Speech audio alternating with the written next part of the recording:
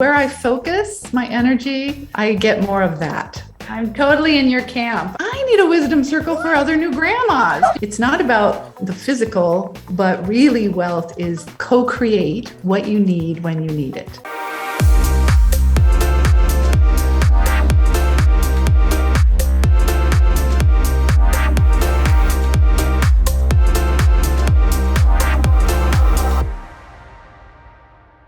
Welcome back to the Rhonda Swan Show. And with the release of the new Woman Gone Wild, first book in the Wild series, the Wealth Edition, is edging closer. We are bringing another wild woman to the show. In fact, the woman you are about to meet is a visionary leader, community builder, and passionate advocate for personal and collective evolution. She is the founder of Wisdom Circles, which accelerates collective awareness and individual creativity in organizational environments.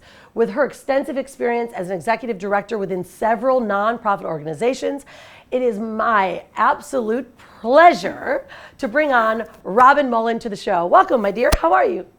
Oh, thank you, Rhonda. That was fabulous. I think I said pretty good. It's all you, so you are the fabulous one. How are you?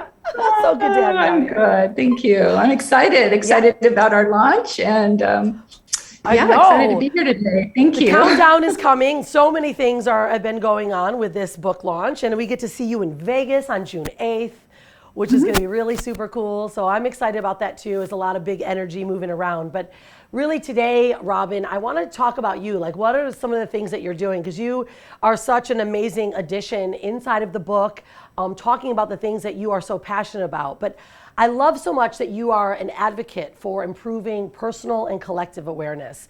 This aligns with what we're doing so much as, being part of the Women Gone Wild book series. Can you share in your own words what collective awareness actually means to you? Okay. Well, collective awareness, or I also call it collective consciousness, is way more than the sum of its parts, right? Yeah. It's exponentially expansive in that, as we connect with each other heart to heart, there's this huge expansion of a collective frequency or field around us that accelerates us to pop in all these different ways, in our ideas, in our resources, in our, just our caring, the sense of expansive feeling of love that we have for each other. All these different levels happen. So it's quite a phenomenon. And, sometimes we feel it, but we don't have a name for it. Certainly, there's been tender, sweet moments in most of our lives that have been involved in community that we just feel this high and this excitement. And I think part of it, people going to concerts and things are trying to ride that wave of that collective excitement. But what I'm talking about is collective consciousness or collective wisdom, in a way that we come intentionally, not just to have fun necessarily riding that wave, but to really enhance each other's lives in very intentional ways. So I love it. I mean, it's because right now, especially, with what's been going on in the world, right? Like there's this collective consciousness and awareness that we're really starting to see happening on the rise, like where people are actually becoming a lot more aware. Can you touch a little bit more on that, how you feel that this, this frequency and this awareness, this collective awareness that's happening in the world right now, what do you think can happen? Like, can we shift the consciousness actually of the planet just by us collectively coming together?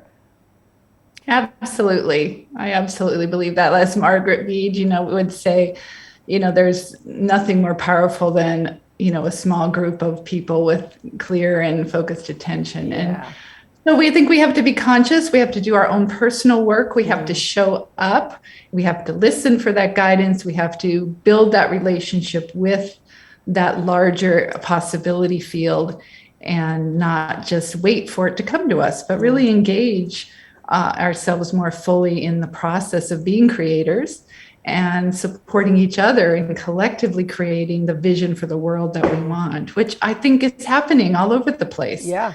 I think there's, I got to remember if it's called it's like National Meditation Day, or Maharishi is the one that, said if collectively, if all of us, came together, if we literally had at least like 8 million minds, just 8 million minds that collectively meditated, we could shift the frequency of the planet. Like that's, and they're proving it. The heart's the Heart Math Maharishi Institute. effect, it's called, right? That's one name, and the Heart Math Institute has something called the Coherence Project. There you go. Yep. And they actually are measuring. They're having people on monitors as they're measuring, as they're collectively meditating. So they're individually monitoring what your heart frequency is, and then they're also looking at the Schumann resonance code, or the Schumann resonance, I think it is. Anyway, they can actually measure on the planet when people are meditating collectively. Amazing. How is it actually shifting that measurement that they have of the overall collective energy. It's such a big thing, right, Robin? Like, think about it. Like, my show runs on Instagram, and it runs on all these social media platforms. So just think about collectively, just our conversation right now, and you that are listening, collectively, we can start shifting the frequency on these social media platforms. Like, this is the kind of fun, kind of nerdy stuff that I think about, because I love this. This is like, I am frequency, and I know, like, wow, sometimes I radiate like madness, and you walk into a room, but you can shift it. And I think this is as a consciousness, knowing what we can do just by the way that we're thinking and the way that we're vibrating is so powerful. And we all need to be very aware of this. Collectively, right now, you and me, we are changing social media. You know what I mean? Just by talking about it. And it's way easier when we do it together. Yeah. Okay, so then let's talk about this. You meditating on your own and me meditating on my own, we can affect a little. Yeah.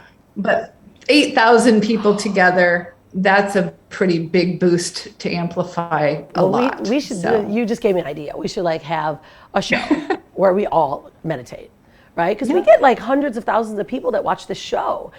That's a good idea. All right, we're going to put that on the list. We need to continue on, because I need to ask Robin some more questions, because she's so amazing. So listen, for those watching then, Robin, right now, that are interested actually in beginning this type of journey, where would you advise that they actually start? What do you think there's some things that they should work on so they can get the most support? Well, I always start with gratitude. You can never go wrong there. What's already amazing in my life? Because where I focus my energy, I get more of that. So I'm focusing on what's already wonderful. And, no matter what's up in our lives, there's usually more wonderful than not. And so what's already working well? What can I really be appreciative about? What have I done today to improve myself, to even just showing up and listening to this program? It's like, I was guided to do this somehow. Thank you, guides. Thank you for getting me here so I can hear one little thing that might help me today.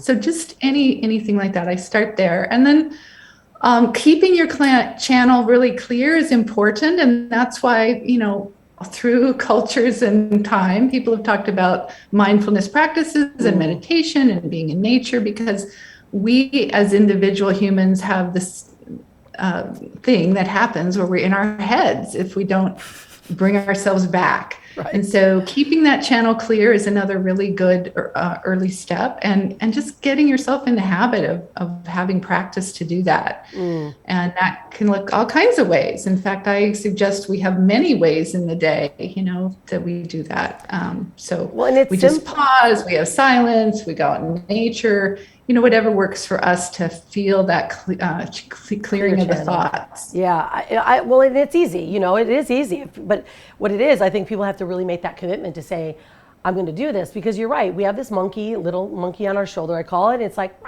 he just wants to keep on chapping, right? We've got to stick the banana in the monkey's mouth and just calm it down. Exactly, because listening is more important than the talking or the chattering. It's only through the listening we get those insights, those ahas, those, oh my gosh, I just, this new surprise came to me today. And you don't even notice the cool things coming to you if you're not really listening and open to it. So it's so true. So for instance, what I do, and I'll share this because you might have a practice that you do as well. And I always love to give the listener something that they can really do. And so this is a great, idea. Like every day, just give your positive affirmations and clear the mind. Every 3 months, usually, I'm a little late on this one, I go away completely in nature. Now, I go and I water fast for 5 full days. I sit complete with zero amenities. Like I go into a hut by a waterfall with 3 walls and a bed and a mosquito net, and that's it for 5 full days. And I tell you, people get freaked out and they say it's very extreme. But when I say what I'm going to say next, they tend to go, maybe I should do it. Every time I go, my mind, I ease out because we got a lot of stuff going on. We got all this business and thoughts and social media and things and impact that we're trying to leave on the world, and that's a great thing. However, when I go, I've had the greatest and the biggest downloads that have completely changed the trajectory of my life. Like making decisions for my life, my health, and now more importantly, my business and the ideas that have come.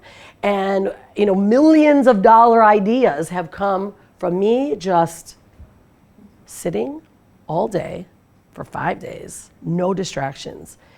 And I say this and I include the money side of it all, Robin, because people that are busy, they think, no way, I'm too busy. I need to work more to make more. I'm like, you need to stop more. I'm totally in your camp. Right? I also do that. I actually try to go quarterly. I always do at least a week in the spring and often a month. So I did a week with Joe Dispenza. Then right on the heels of that, 2 days later, I just came back from 9 days in Hawaii, which was a visioning time for me.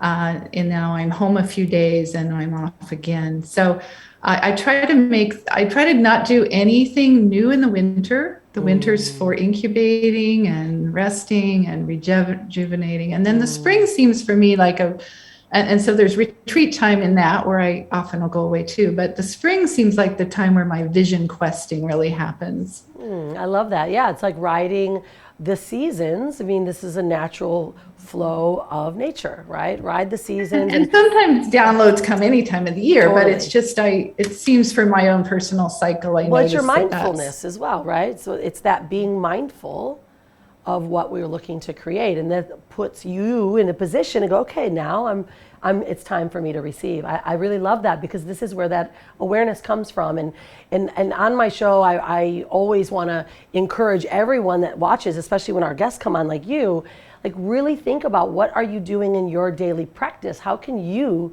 leave a better impact on the world, right? And I know with you, Robin, with Wisdom Circles, you guys are doing a lot of beautiful things in the world. What would you say are the specific ways Wisdom Circles is facilitating this change, both personally and collectively? Well, Wisdom Circles have been happening forever, and they're natural. People want to come together when there's times of transition, when they need support, when there's celebration. So Wisdom Circles happen anyway. But what Wisdom Circles, my website, is my new project is really about is helping people find those tribes. Because as we shift, we naturally need to grow into something new. And so the people we already know and the wonderful people we know, it's not that we don't love them anymore, but what's that edge? What's that next thing? And how do I find my tribe for this particular transition time? So for example, I just became a new grandmother. And I'm like, I need a wisdom circle for other new grandmas because I wanted to have the sharing of how do you make it the most amazing experience ever. And your idea will feed me and my idea might feed you and my story might heal something in you and vice versa. And so I've been always my whole life, when I want to be in a transition, I create a circle around it because I go farther and it's much more fun with other people. So I'm trying to create a portal, almost like a temple is what my download told me. It's like an online temple where you come through the doors and you go down the halls and you check out the rooms and you check out where's my spiritual circle, my tribe right now? What's drawing me? Wow. Where does my heart want to go? And so you might find there might be one called New Start. There's another one called Encore for people over 60 who are reinventing something amazing in the new project in their lives. So we're over time going to be building this out to be empowering people to step in and lead their own circles. It's not about me leading a circle. But my experience but you're creating in the training, space for it to happen. creating and creating support for those who want to be leaders but don't feel quite confident. So they'd have a support, a safety net under them. And we would support those people as leaders to hold their own circles. And so that's my vision of where this is going. It's still very new. And, and it will have its own life. And I'll be listening to see what it wants to be. This is really powerful, Robin, because I think especially for, anyone that's starting something new, like new mothers, right? Everyone is always looking for where's my tribe? Where's that best advice? And unless you know someone, right, you usually are in your community, but now you're creating a collective energy from all over the world. That's pretty amazing. That's really exciting. Yeah, I would love to, in any way I can support that, because I know the importance of just having a guided space, where you can go and be like, hey, I'm a new startup company, or maybe I am a new mother, right? Or I'm an artist that needs to have support and get ideas. That's really brilliant. I love that. When is it already launched then? Have you already started the sites? I know the site is live. Well, it's launched. We're in the third month of our first group, our pilot group, and that's a 9-month commitment. And we're trying out a lot of things in this pilot group to make sure that as we add other groups that we're having a really solid platform for everybody. Great. So yeah, it's like I said, it's new, but we're going to be starting our training program probably in the fall. And my vision is 2023 would be when we'd really start dropping in a variety of a lot of new groups. So brilliant. Well, keep us posted on that, and we'll make sure that we keep a watch out too, that we can support. I know you wrote your book, Designing Vision Quests for Children. It's currently being written, right? You're currently writing it, right? I wish it was written. It's been in my head for years, but I got distracted writing something else this year. Okay, well, very true. All right, we know which one that one might be too. No, but I do have, I'm passionate about this project. I've looked and looked, and I don't see anything out there like it, and I just think it needs to be in the world. I've like we just talked about the value of vision quests. Well, I think we could start a lot earlier, give our kids a really wonderful boost about how to have these skills early on, how to listen, how to search for guidance, how to form visions, how to keep their channels clear. All of those things are part of what I would include in the book. And it also aligns really beautifully with developmental cycles of children and the emotional foods children need at different ages, so that you as a parent or guardian are really aware of what's that growing edge for my child, and what are they going to be facing in this next year. Let's get ahead of that and do a vision about the lesson of the year and the growing edge, honoring the past and looking into the future each time we do a vision quest, and then teaching the children how to be comfortable being in silence, how to notice what their particular ways of receiving guidance are, to have dialogue. And then there's always a celebration. There's always a coming back into community as a newer, different person. So it's a lot of fun. And when I look back on my years as a mother, some of my most amazing memories were taking my children individually on their different vision quests. And so I just want all parents and guardians to feel empowered to try it. It's not like there's some magic formula. Your child, everyone will be different, but there's just some guidelines to help you, make sure it's comfortable and safe and appropriate for the age. Well, I love it too. With Hanalei, people always ask, gosh, how is Hanalei so conscious or grounded? And she started meditating when she was probably 4 years old, right? Or even younger, because she would sit with us or sit with me. And this is the kind of stuff that children deserve to learn when they're very young. And I think our system needs to change. Like we're teaching kids stuff just to memorize, whereas we could really teach them how to focus and be grounded and understand the creation that they can actually have. So I'm excited for this book. When is this book going to be done? We're going to put some pressure on you. I really can't really say it. Sometimes they have their own life, but very true. I think it's just like showing up for yourself in meditation, showing up to write more is what I need to commit to do more. But I am excited actually working with you, Rhonda, and doing this little bit of writing with one chapter. I found I really did love that process and challenging myself to, be there each day to do that. And so it was really actually quite encouraging for me. So well, I'm really excited to have you obviously in the book. This is the first series, right? You're one of the chapters in the wealth series that we're redefining wealth, right? It's like having that conversation about how do we redefine wealth into the world and what does that look like, especially from a feminine aspect, from that side of it. So do you want to give a small sneak peek about what your chapter might be like? Because I know everyone's going to be excited to get the book when it launches. Well, my idea of wealth is holistic wealth, mind, body, spirit wealth, and reframing to notice the wealth you have and then to clear these channels to continually bring in more in whatever those areas are next up that need a little amplifying. And my other main premise in my chapter is that it's not about the physical bank account or the things, but really wealth is that ability, that relationship you have with source, that you can co-create what you need when you need it. Yes. Oh, amen to that, sister. Well, I adore you. Thank you, Robin Mullin, for being here today and really sharing your wisdom. Certainly, we're going to continue to follow Wisdom Circles and what's happening next with you. And we'll make sure everyone gets all the access to your websites and how to find you. And I'm excited to see you in Vegas in June for the book launch.